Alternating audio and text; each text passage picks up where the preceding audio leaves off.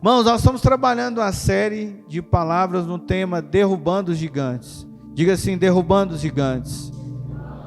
Só um pouquinho mais forte assim, derrubando os gigantes. Amém? E já aconteceu 2 ministrações voltadas a esse tema. E na primeira oportunidade eu ministrei a respeito de derrubando o gigante do medo. A pastora Roses, no domingo passado, ministrou a respeito de derrubando, o gigante da frustração, uma palavra tremenda, falou muito conosco, falou muito ao nosso coração, e não estava programado para ministrar hoje, irmãos, mas aprove o Senhor eu estar aqui nessa noite. Então alguma coisa Ele tem para nós através da minha vida, então que o Senhor tenha misericórdia de nós. Amém? Abra a sua Bíblia comigo no livro de Hebreus, capítulo de número 10. Aleluia, glória a Deus. Hebreus, capítulo de número 10.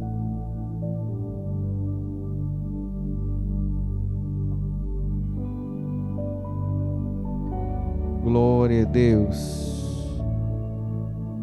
E o tema dessa noite é derrubando o gigante da incredulidade. Repita comigo assim: derrubando o gigante da incredulidade. Amém? Você que pode, se coloque sobre os seus pés. Vamos fazer a leitura juntos. Quem encontrou, diga amém. Quem não encontrou, fala assim: me espera, pastor. Eu vou te esperar, porque eu quero que nós venhamos fazer essa leitura juntos. Vamos ler a partir do versículo de número 19. Aleluia, do capítulo 10 da carta aos Hebreus. Versículo 19 do capítulo 10 diz assim: tendo, pois, irmãos, intrepidez para entrar no Santo dos Santos, pelo sangue de Jesus e pelo novo e vivo caminho que Ele nos consagrou, pelo véu, isto é, pela sua carne, e tendo grandes sacerdotes sobre a casa de Deus, e aproximemo-nos com sincero coração e plena certeza de fé, tendo o coração purificado de má consciência e lavado o corpo com água pura. Versículo 23 diz assim: guardemos firme a confissão da esperança, sem vacilar, pois quem fez a promessa é fiel. Consideremo-nos também uns aos outros, para nos estimularmos ao amor e às boas obras. Não deixemos de congregar-nos, como é de costume de alguns, antes façamos admoestações, e tanto mais quando vezes o dia que se aproxima. Amém. Podeis se sentar em nome de Jesus.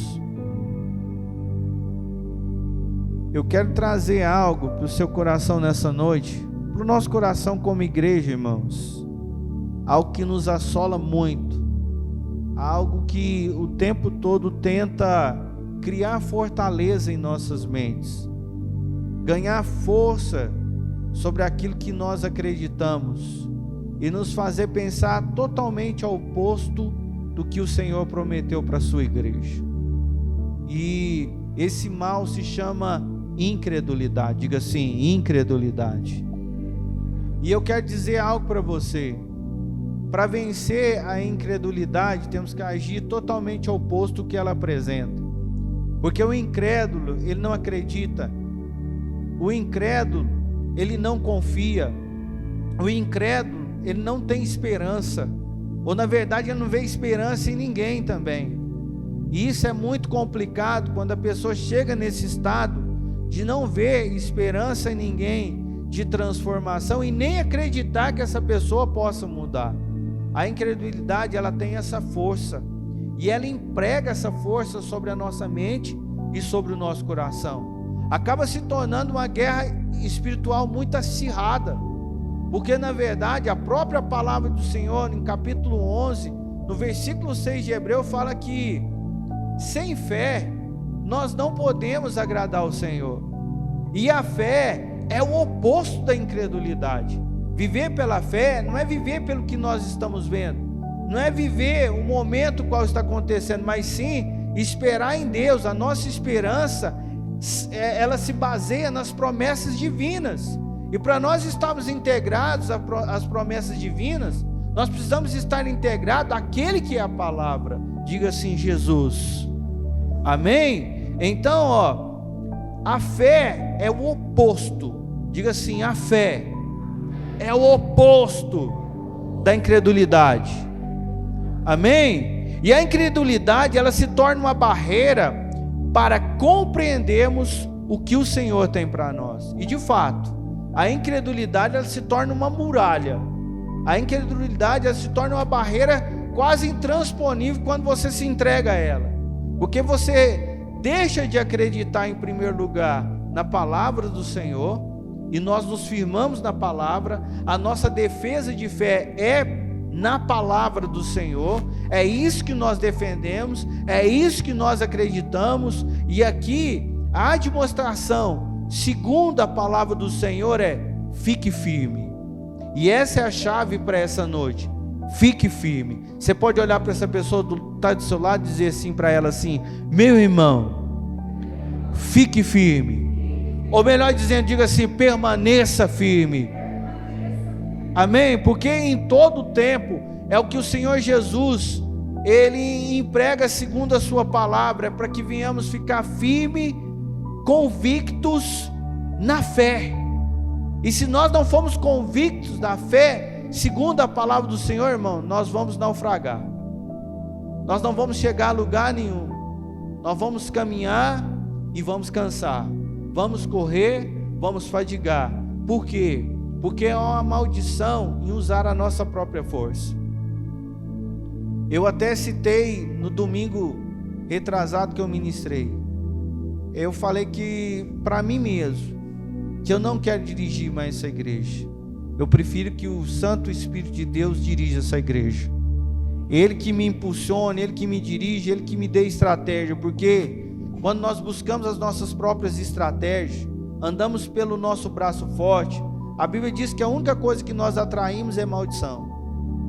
Isso está em Jeremias, capítulo de número 17, a partir do versículo 5, diz que o nosso coração, ele é enganoso. E a pergunta é: quem pode esquadrinhá-lo?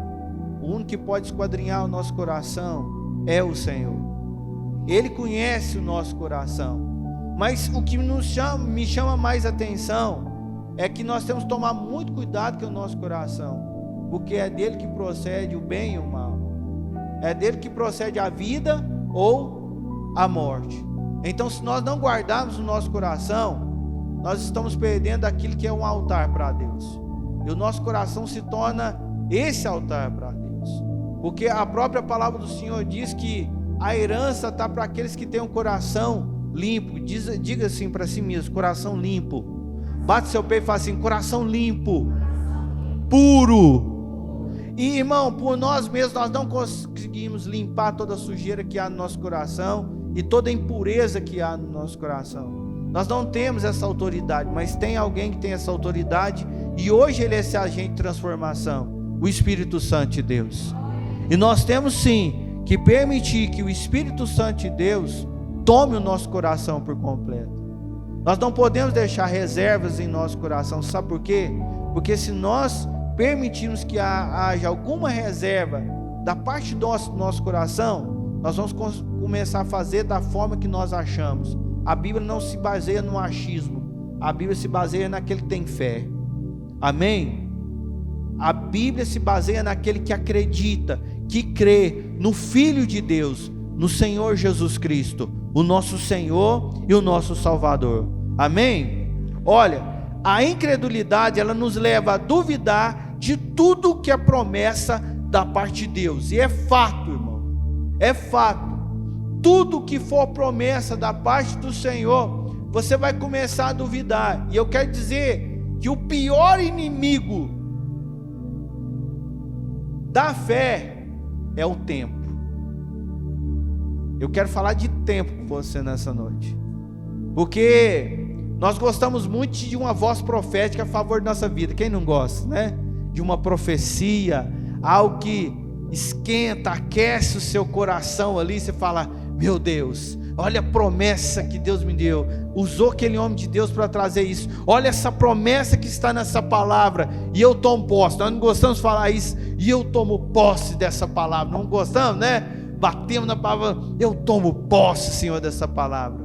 Mas aí quando vamos passando pela prova do tempo, a promessa vai ficando um pouco distante, né? Vai dando um desespero, meu Deus, mas há uma promessa sobre a minha vida, mas não se cumpre. Deixa eu te falar uma coisa: o tempo de Deus não é o seu tempo. O tempo de Deus não é o seu tempo. O tempo, Deus não anda pelo cromos, Deus não anda pelo nosso relógio, Ele é Kairos. Só que o que chama atenção é quando você anda no Kairos, as coisas acontecem, irmãos. E acontece numa velocidade que você nem imagina. Porque às vezes nós achamos que o Senhor está em silêncio, mas ao contrário, Ele está trabalhando, Ele está alinhando as coisas para que verdadeiramente nós possamos experimentar a boa, perfeita e agradável vontade do Senhor. Mas para isso, temos que ter uma transformação de mentalidade. A nossa mentalidade humana não se compara à mentalidade de Deus, irmãos. Da forma que Deus pensa, da forma que Deus vê, da forma que Deus age, não tem nada a ver com a nossa forma.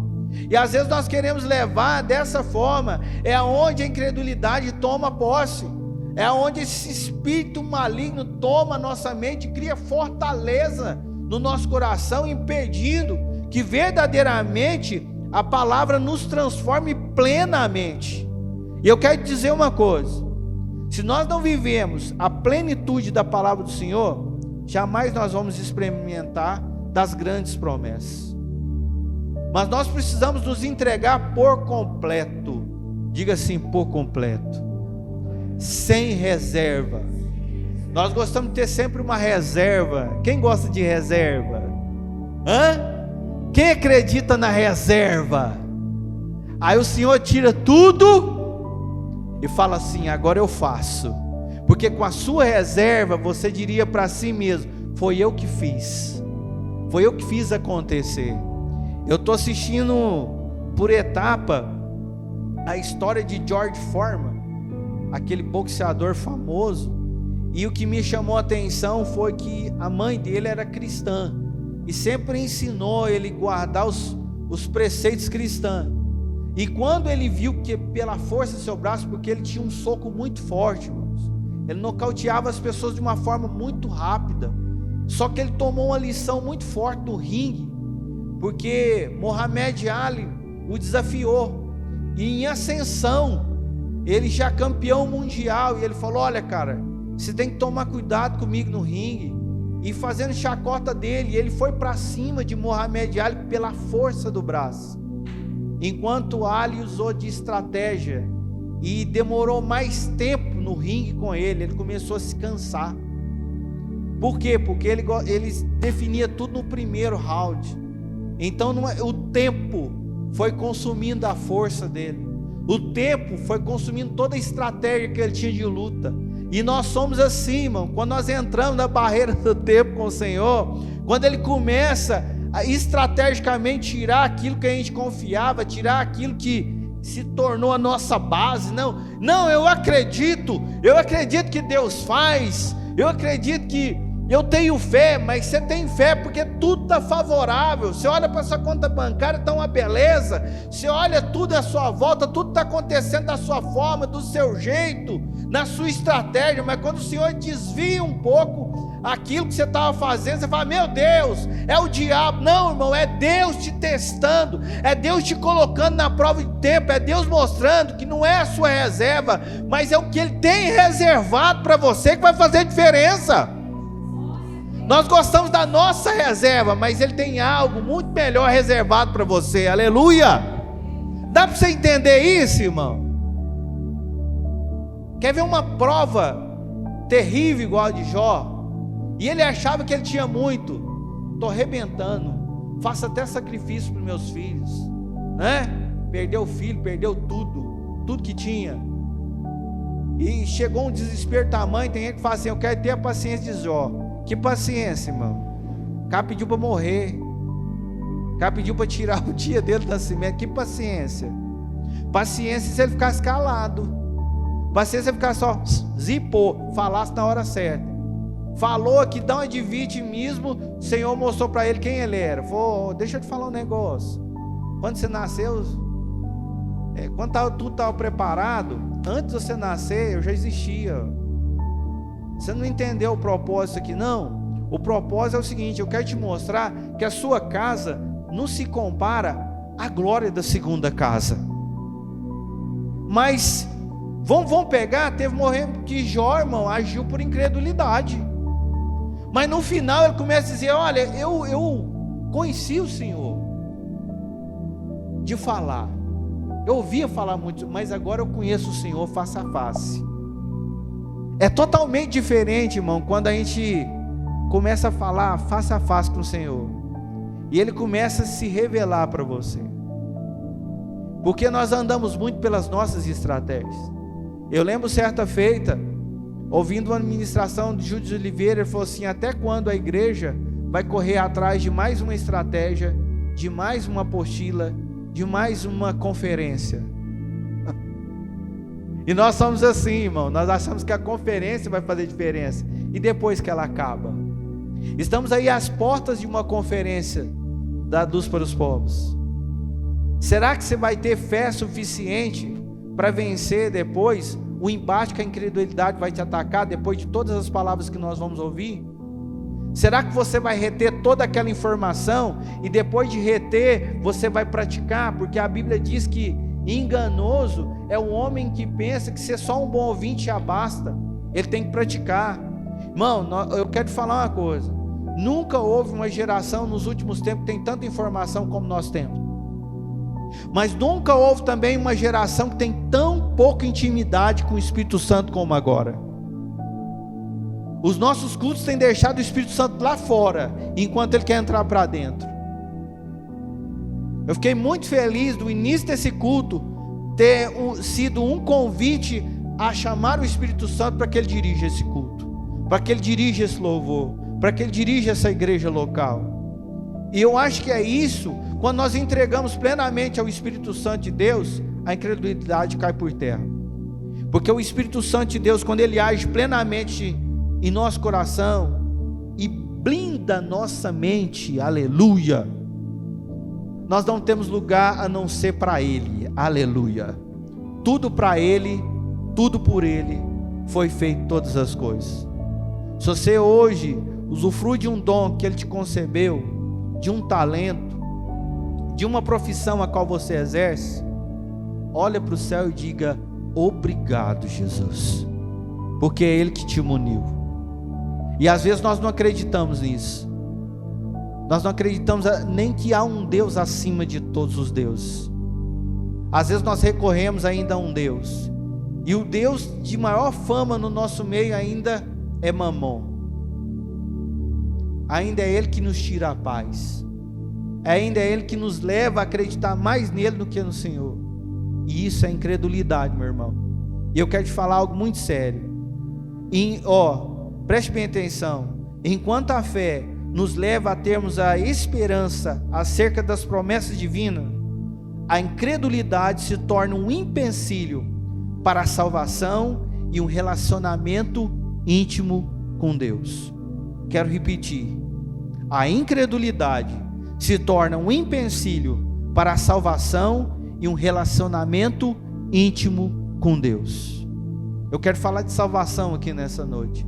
Às vezes quando nós falamos salvação, nós pensamos só em questão do momento o qual nós seremos arrebatados. Não, a salvação começa agora, quando nós começamos a nos despojar de nós mesmos, quando nós começamos a nos libertar de nós mesmos. Porque nós falamos de tantas prisões espirituais, mas não tem ninguém mais assim com força para nos impedir de avançar que nós mesmos. Eu nunca vi um inimigo tão sagaz que somos nós mesmos, que nos tira do propósito tão rápido, tão ligeiro. O quão a nossa mente se dispersa rápido. Eu não sei se você tem essa prática, mas comece a praticar. Você que é batizado no Espírito Santo, já recebeu o dom de orar em línguas estranhas, Começa a orar para você ver o que o diabo vai começar a falar com você.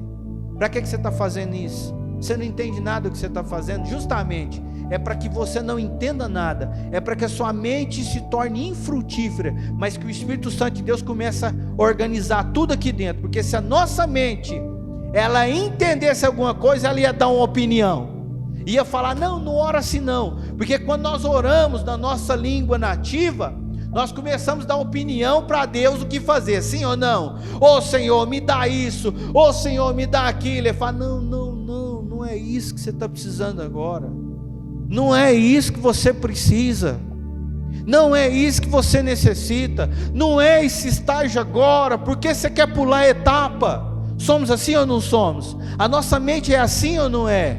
Ela guerreia o tempo todo contra nós. Mas quando você dobra o joelho, ou de pé, ou andando, ou no carro, ou viajando, e começa a orar, a falar em línguas estranhas, irmão, o problema acontece, porque nem o diabo entende. Aleluia!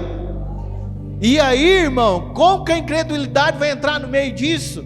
Então, se você já recebeu esse presente de Deus, por favor, coloque em exercício, se fortaleça, porque é a única linguagem que vai te edificar.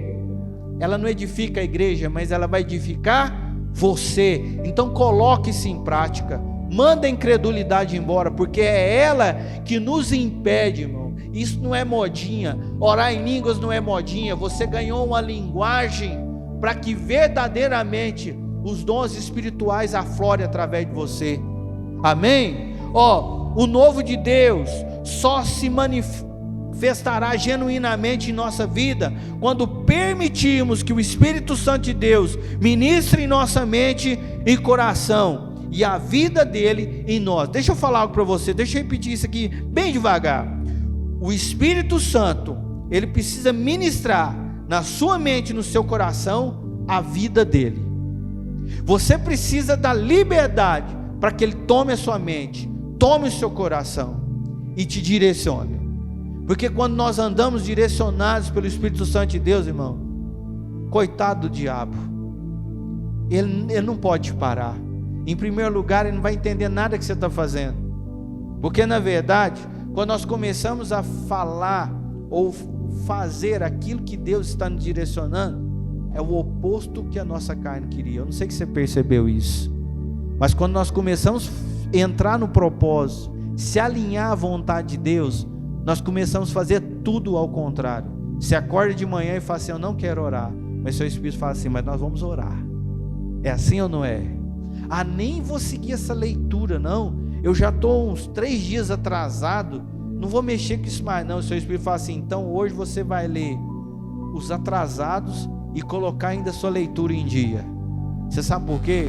Porque o nosso Espírito está pronto para isso. E quem é espiritual entende as coisas espirituais, mas quem é carnal, irmão, vive recuando.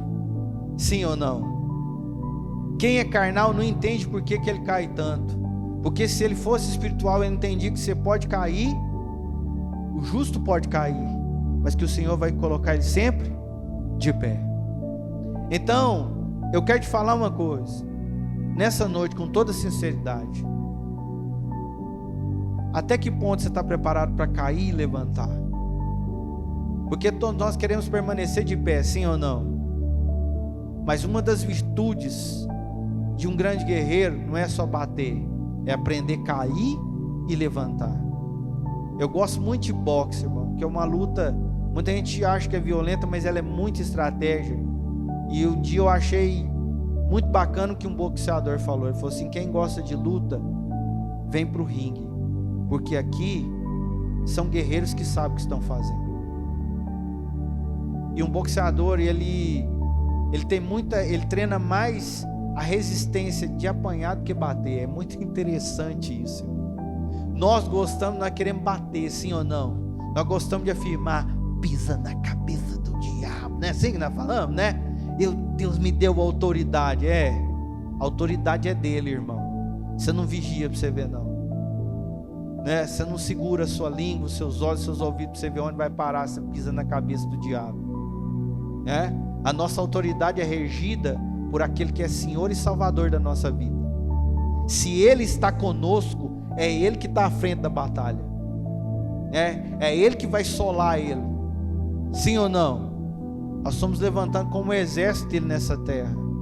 E a nossa força não está no nosso braço. E é por isso que às vezes nós fraquejamos tanto em mediante a essa palavrinha simples, né? Incredulidade. Mas que nos afasta do propósito. E outra coisa mais.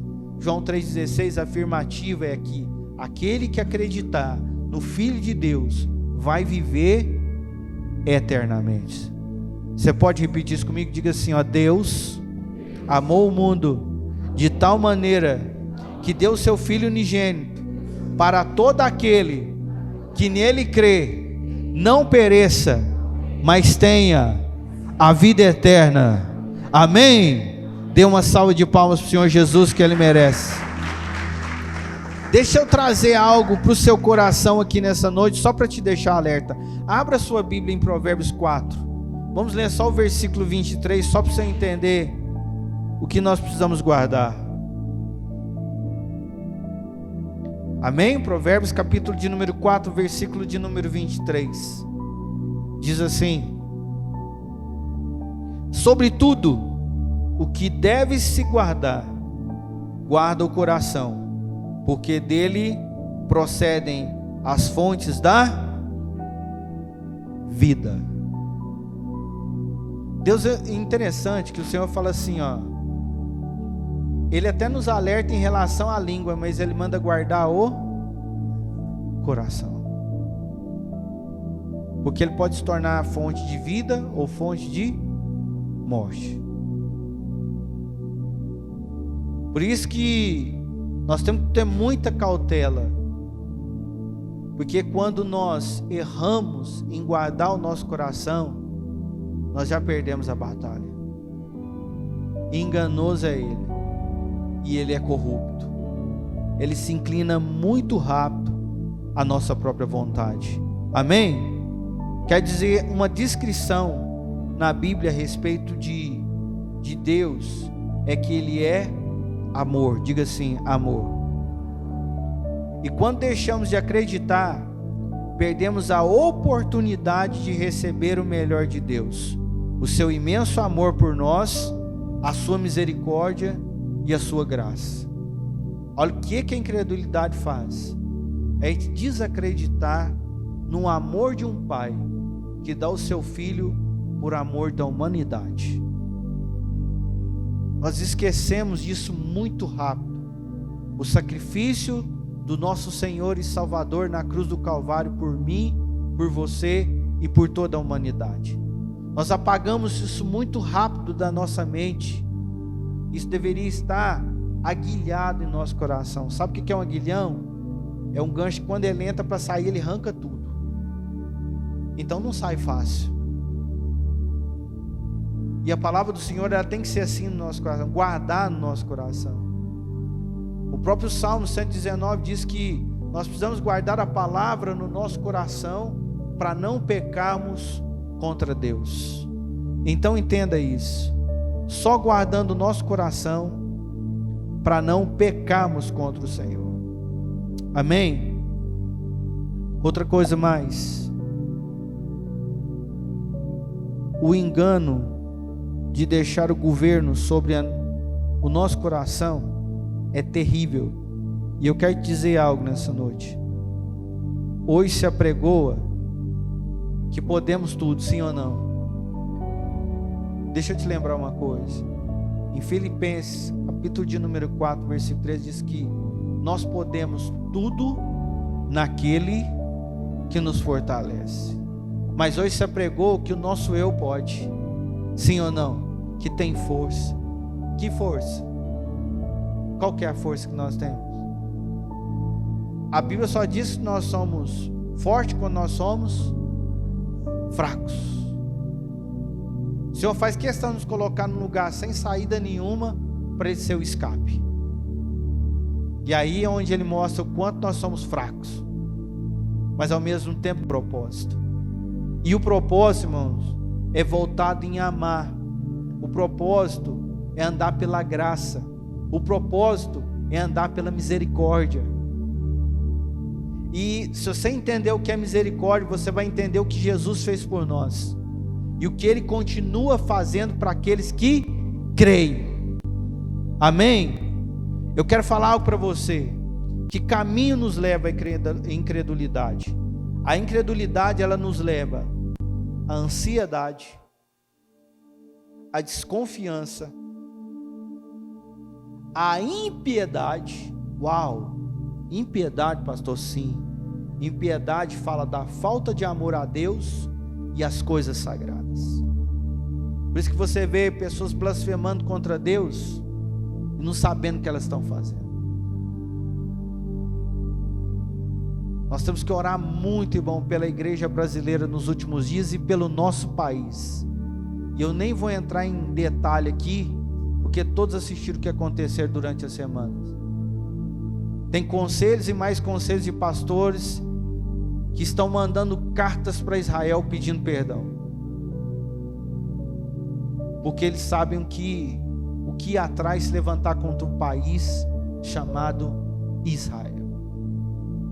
A própria palavra do Senhor nos diz que devemos orar pela paz em Jerusalém, porque aqueles que oram pela paz em Jerusalém prosperarão. Vocês entenderam o recado? Então, faça menção do Brasil, da igreja brasileira, do povo brasileiro, quando você dobrar o seu joelho e diga: Senhor, nos perdoa. Nos perdoa pela nossa negligência, pelos nossos pecados. Faça como Neemias: pecamos contra o Senhor. Neemias, ele não falou: meu povo pecou e eu estou aqui para arrumar a bagunça. Não. O que ele disse? Pecamos contra ti, Senhor. Eu, os meus pais, os meus antepassados, todos pecaram contra o Senhor. Nos perdoa. Essa tem que ser a nossa oração. Tem muito sangue inocente derramado no nosso país, irmão, e nós pecamos contra o Senhor. Nós fazemos parte dessa geração, e os nossos filhos farão parte da nova geração, e eles precisam ser treinados para invocarem a Deus e pedir perdão pelos nossos pecados, porque nós pisamos na bola, como brasileiros e como igreja brasileira. Amém? Graças a Deus que Deus traz restauração em tudo. Louvado seja Deus. Amém? Já estou concluindo. E também eu coloquei por último: a incredulidade nos leva à desesperança. Deixamos de acreditar. Por isso que eu quero voltar aqui, volta comigo aqui em Hebreus capítulo de número 10. E eu quero encerrar concluindo, e quero orar por vocês dentro desse contexto aqui, ó. Isso é que me chama a atenção. Versículo de número 23 diz assim: guardemos firme a confissão da esperança. Deixa eu falar um pouquinho a respeito dessa carta. Essa carta, irmão, era para restaurar, mais uma vez, Paulo escreve uma carta para restaurar a esperança, a fé. É impressionante isso. Eu não sei se vocês perceberam, você já estudou as cartas de Paulo. As igrejas que foram fundadas por ele tinha o cuidado sempre de estar reanimando o povo, chamando o povo a se firmar naquilo que foi ensinado, naquilo que foi passado, e sempre repassar. Mais uma vez o apóstolo Paulo fala assim, o escritor de Hebreus aqui diz assim, guardemos firme a confissão da esperança. Diga assim: da esperança sem vacilar. Você já ouviu essa palavra vacilão? Algum dia alguém te chamou: ô vacilão? Alguém te chamou assim? Me chamava demais quando eu era menino: ô vacilão. O que é o vacilão, irmão? É aquele que perde o foco, é aquele que está acontecendo negócio, ele está disperso, é aquele que pergunta se da oliveira, da uva. É brabo esse negócio, irmão. É vacilão. É muito sério essas coisas. E a gente tem que estar atento. E diga assim também, sem vacilar, pois quem fez a promessa é fiel. Diga assim: é fiel. Não, vocês não entenderam. Ele é fiel, aleluia. Ele prometeu, Ele é fiel. Ele não é homem para que minta, irmão. Ele vai cumprir cada promessa, amém? Então deixa eu só concluir. O tempo, ele pode se tornar o nosso maior inimigo. Ele nos faz descrer de tudo que o Senhor nos prometeu por meio de sua palavra. Mas a chave que está nessa carta aos Hebreus é: fiquem firmes. A confissão da esperança. Deixa eu falar algo para você. Quando nós confessamos a nossa fé, e quando nós defendemos a nossa fé, o que nós estamos semeando na vida das pessoas é esperança. Porque o que mais tem faltado no coração das pessoas aí fora é esperança. Estamos depositando esperança em tudo que vem aí, sim ou não? Mas a nossa esperança sempre foi, irmão, e sempre será Jesus Cristo. Eu quero te dizer algo nessa noite. Talvez você está debaixo de promessas. Eu não sei você, que você tem o hábito de quando alguém professa algo na sua vida, você anotar a data, hora e lugar. Eu faço isso. Anota a minha agenda. Hoje Deus usou uma pessoa para profetizar isso nessa data da minha vida. Porque eu gosto de olhar o tempo. Talvez você está debaixo dessa promessa, mas você tem dito para si mesmo: não cumpre, Senhor. Por que não cumpre? Por que essa promessa não acontece? Foi tanta coisa falada a meu respeito, mas eu olho para mim mesmo e não vejo nada disso. Em primeiro lugar, você tem que resgatar a sua fé. Segundo, entender que aquele que te prometeu, ele é o dono da promessa. Ele é o dono. O nosso Deus é o dono da promessa. Há mais de 2.000 promessas na Bíblia Sagrada. E a Bíblia só pede assim, obedeça. Dê ouvido à voz do Senhor, o seu Deus, e as bênçãos vão te. As bênçãos vão te. Por que nós corremos tanto atrás de bênção, irmão? Se o comando é obedeça e ela te. Irmão, não se assuste se você colocar sua vida debaixo de obediência. Alguém começar a ofertar na sua vida sem você mesmo conhecer. Sério, irmão. Sério. Eu sou prova viva de muita coisa. De coisas pequenas e coisas grandes que Deus pode fazer na vida de um homem, de uma mulher, de um filho. Eu olho por muitas carinhas aqui e eu vejo o que Deus já fez, está fazendo e ainda vai fazer, aleluia. Mas não esmoreça na fé. O nosso Senhor, Ele é dono da promessa. Eu gostaria que você se colocasse de pé nessa.